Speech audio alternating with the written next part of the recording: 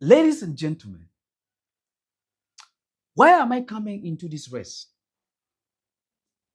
Why am I coming into this race of presidential? One, I am talking of the unfair justice system in our country.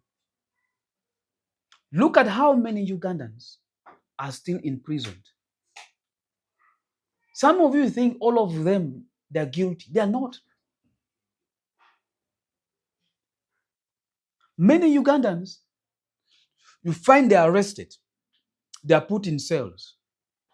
According to the Ugandan law, you are not supposed to spend there even 24 hours. You're supposed to be presented before the court of law. But how many Ugandans are presented before that period of time?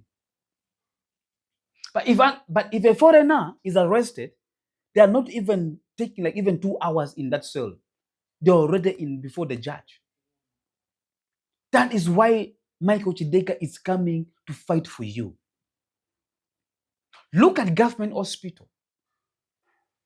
Because we have this so-called the policy maker, they don't even go to government hospital, by the way. They run to other country, Dubai, mention them, Kenya, Tanzania, Singapore. That's where they run, they go for treatment. While for us Ugandans, we are busy, we are seated. You find you go very early in the morning, you sit for a very long time. The nurses, they come late. And after that, do you know what they give you? They give you onule, painkiller, Panado. Then the rest of the medicine, they tell you go and buy them. Now, if your issues need further treatment or maybe further checkup, they will tell you go to this clinic.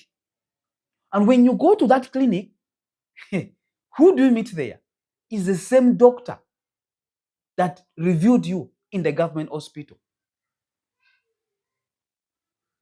Look at our schools.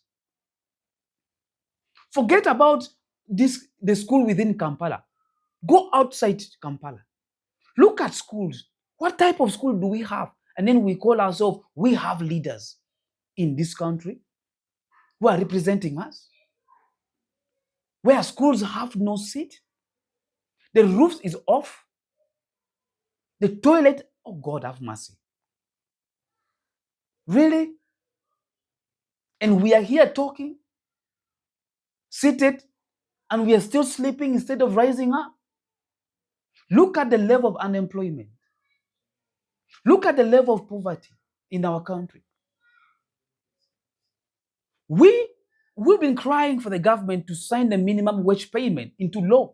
Up to now, the government haven't signed it.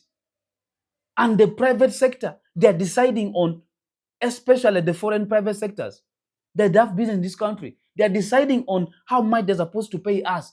If you refuse, they don't care about you. After all, they think there are many Ugandans outside there who are desperate. They want to work. So our government doesn't fight for us. They don't even defend us. We are not getting money that can even sustain us. The money they pay you is too little. How can someone pay you 300,000 Ugandan shilling and look at the hour you're working? Look at the energy, the effort you're putting in that work, in that organization, in that company. And look at how much you're receiving. Then you go back home, the landlord needs the money.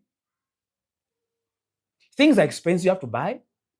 Everything in Uganda, you have to buy them with money. But then the government also wants you to pay tax. This is the same government wants you to pay tax, but the same government doesn't want to defend you in terms of your pay. But they're busy getting pay as you earn.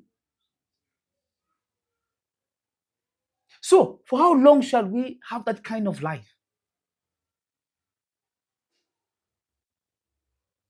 So we have reached a point where Ugandans now, they're trying to figure life by themselves. Start a small business. They're starting the Rolex business. They're starting border business. Either they're becoming a taxi conductor. Either beginning selling charcoals.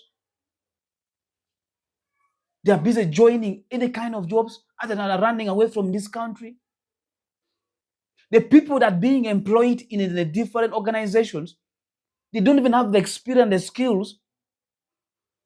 They're only putting one tribe in a certain organization. Just work and see.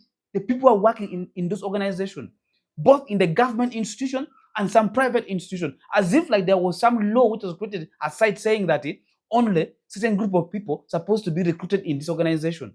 What of us from northern Uganda? What of us from western Uganda? What of us from eastern Uganda? So we don't deserve to work in those organizations. Look at the receptionist. Look at the people welcoming you. Ladies and gentlemen, really, for heaven's sake, how long shall we be in this kind of life? Can we have a fair system where everyone is recruited? Can we have a government that works for the people, that think about the people? Can we have leaders who have a mind of a heart of the people in their community?